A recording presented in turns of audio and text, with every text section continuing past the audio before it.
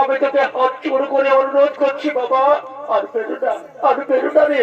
তোমাদের ওই চাবুকের আঘাত আর আমরা সহ্য করতে পারছি না রে পুত্র।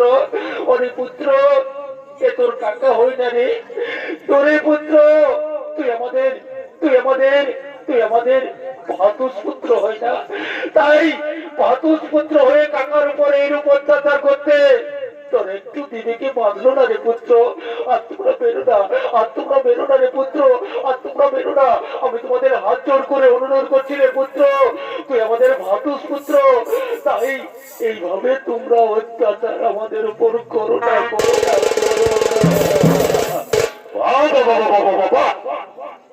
যেদিন তোমরা